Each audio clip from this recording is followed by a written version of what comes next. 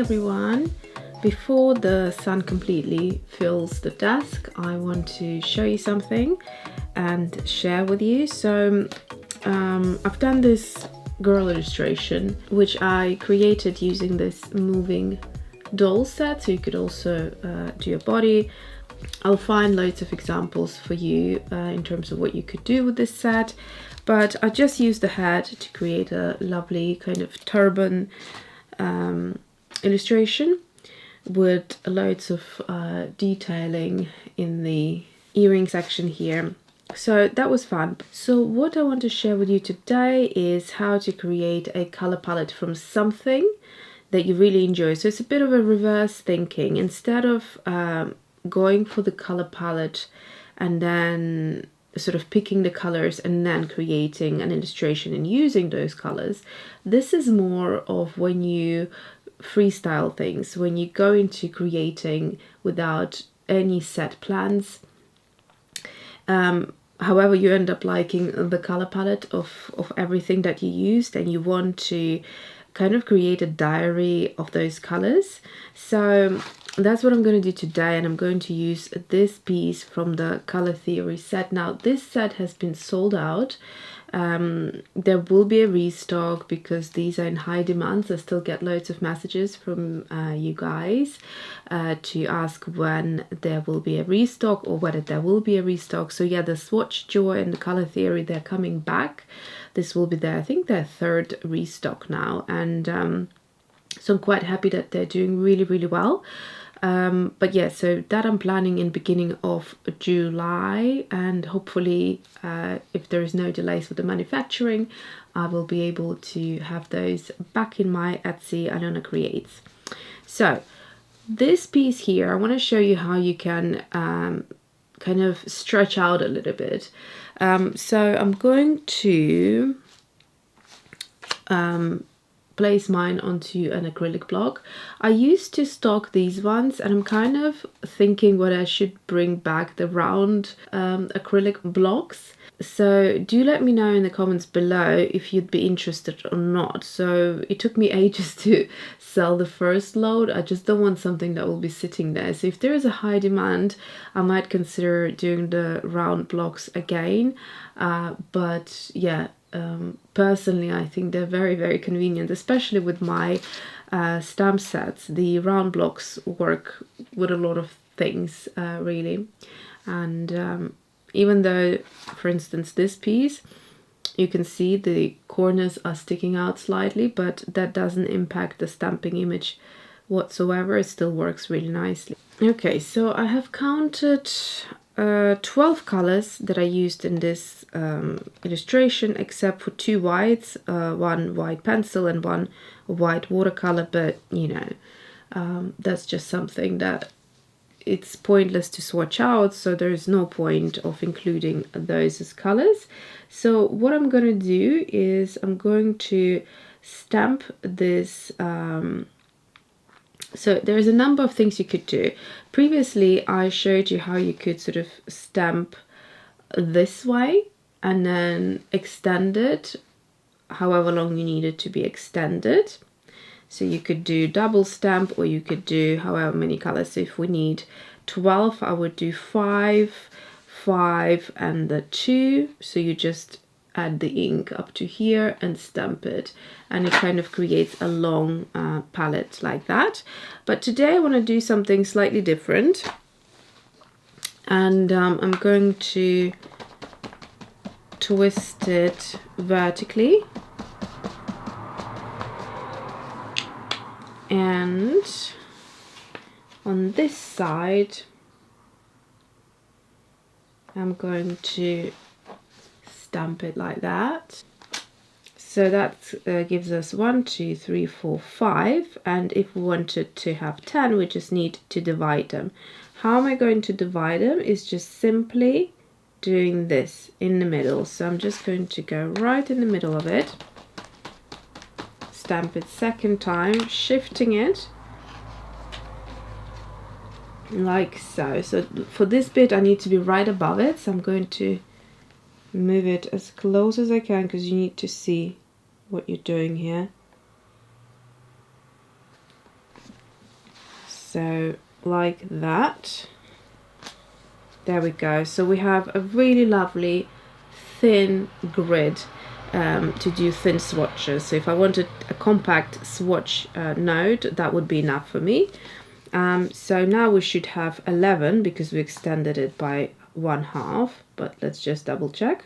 Yeah, so we've got 11. To create one more, what I'm going to do is I'm going to make sure that this area is completely clean. And now I just need half of this basically to stamp it here.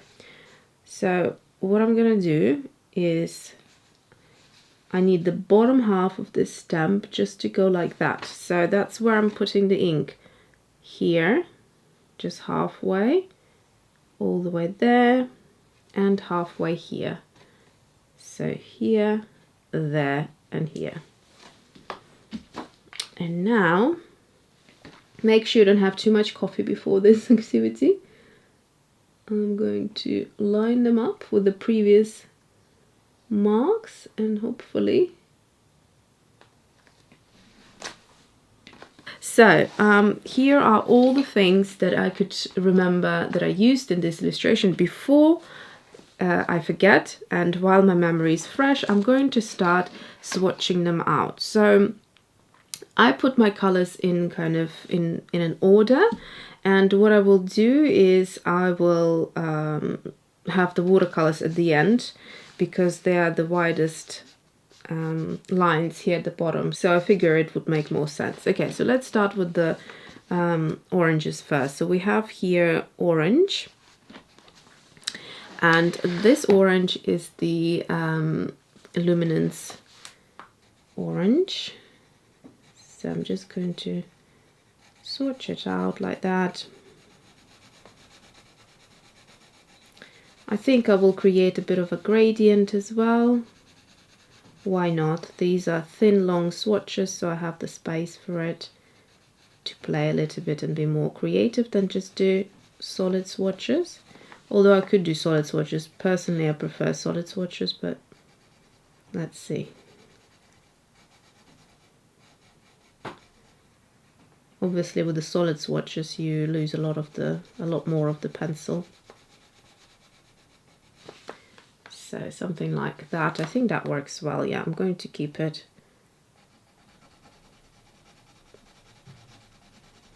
And just really build up a little bit more.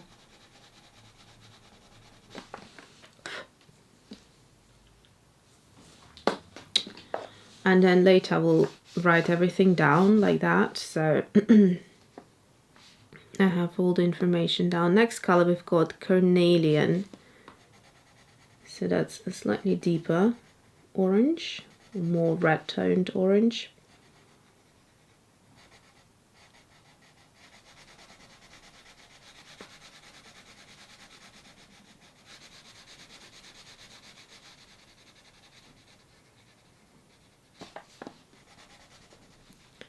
Again, to one side I will build up the swatch like so.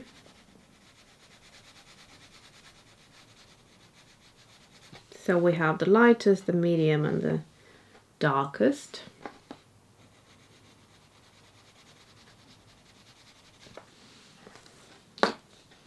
Next color is Natural Russet.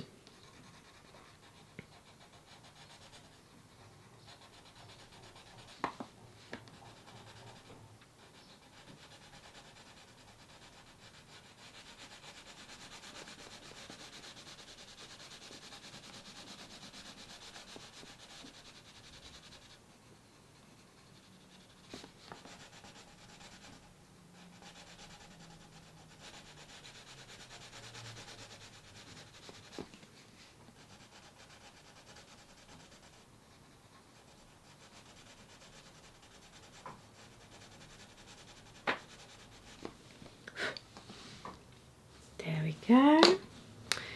Then we have Terracotta. So these are the Derwent Drawing Pencils, the next three.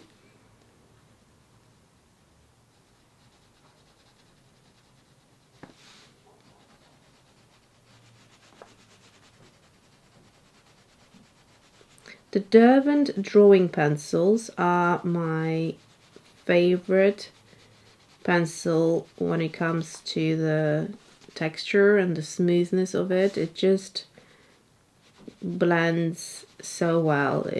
You can layer and layer and layer with it. It's got a really pigmented core, so you can deposit a lot of color very quickly. You hardly need to push. They feel buttery. So the only complaint I have is that I'd love more colors from the Derwent Drawing Pencil. They are my sort of the ultimate favorite pencil in terms of the tactile sensation when drawing with them. So yeah, the color range is currently limited to 24 colors.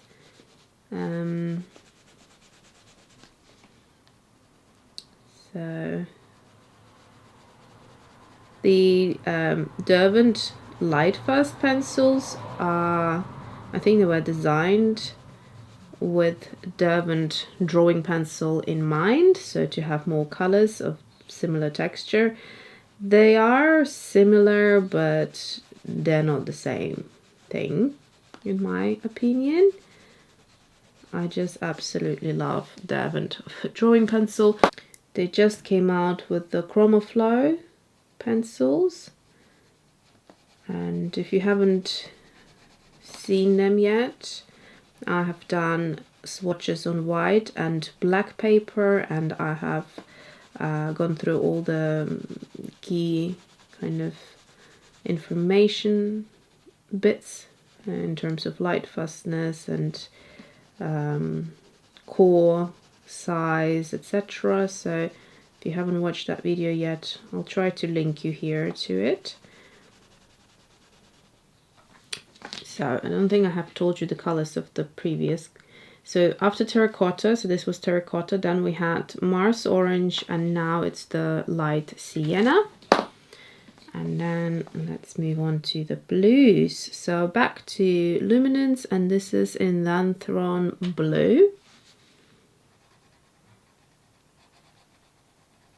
So what you will notice with this color, and this is why it's working, it's the oranges and the blues, so they work beautifully together. A combination that I absolutely love on the color wheel. So there's a similar thing. The cousins of this color combo would be purple and yellow, and God almighty, I hate that combination. And it's so interesting. But anything purple, no thank you. Just not for me. Just puts me off. Kills my vibe. Yeah.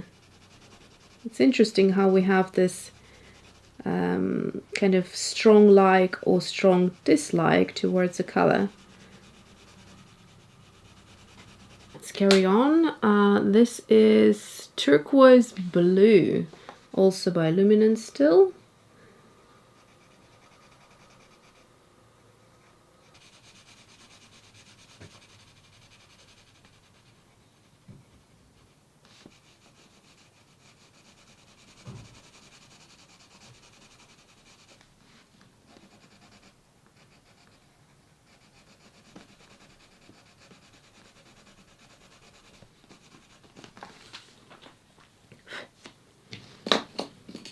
Next blue we have Watercolor blue.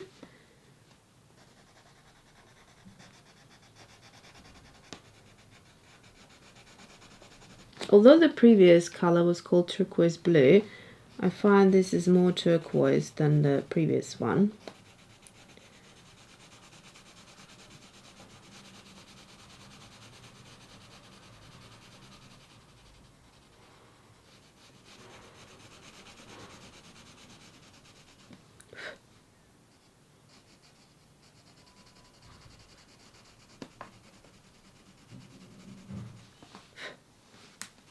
Really pretty.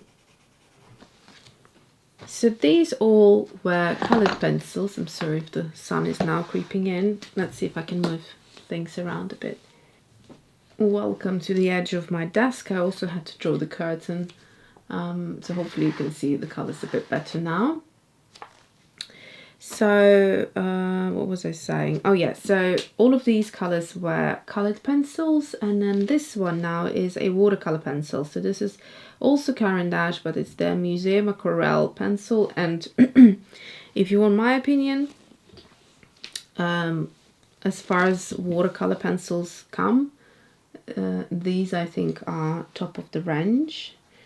So the color here is beryl green.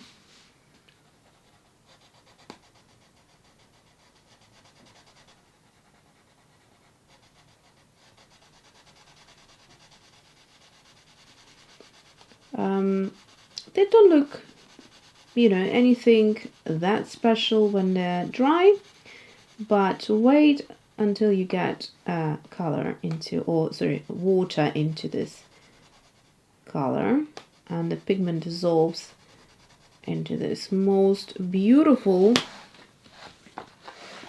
So this color right now is so trendy. I bought already a Panama, a dress, which is like a solid color, and then also this color is in another dress with mixed with other colors. So love it, love it, love it. And I haven't been reading any fashion magazines, but it's sort of like a phthalo green, more towards green I'd say, than turquoise, so thereabouts. Okay, so watch now what happens once I add water to this and we get to this beautiful color. So watch the space.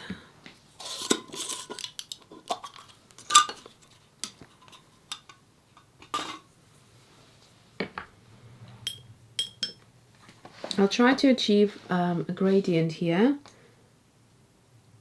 So there we go, we've got this beautiful melting of the pigment. And if you didn't want to see the pencil underneath, like it happens with a lot of watercolor pencils, all you do is just move your brush back and forth a few times and you completely dissolve the pigment in there. So to create a gradient is a bit tricky because it's super pigmented, so you really need just the lightest touch, and you can see here on the, hopefully quite well, let's see if I can zoom you in a bit, like that, so you can see exactly what's happening, how the pigment just melts with the bristles touching it.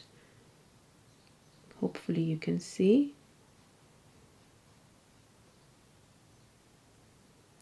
If you like that watercolor texture, the pencil texture underneath, you can still have that just by, you know, doing less brush marks or brush strokes.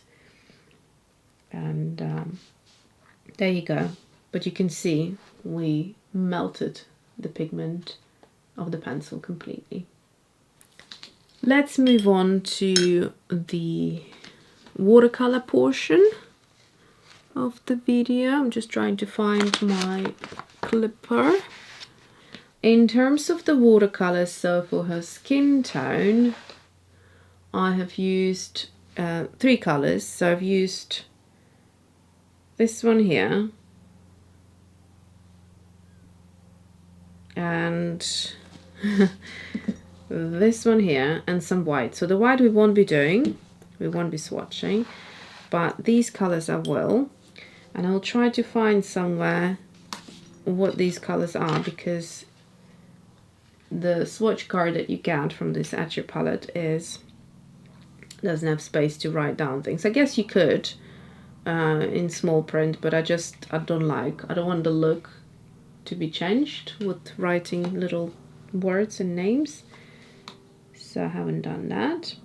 Okay, so here I need to be super careful because the previous color is still wet. In fact, I should have done the bottom color first before moving on, or waiting for it to dry completely. So I'll just leave tiny gap underneath so the two colors don't touch, and if that's at all possible, I'll also do a gradient.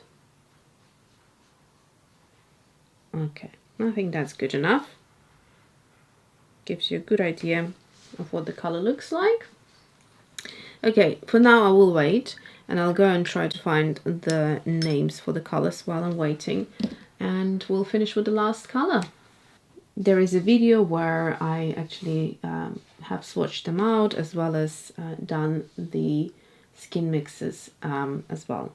So the colors that I have here is the Mission Gold June Brilliant number 2, and then we have the Mission Gold, oh, they're both by Mission Gold, Van Dyke Brown. So let's swatch out the Van Dyke Brown as well.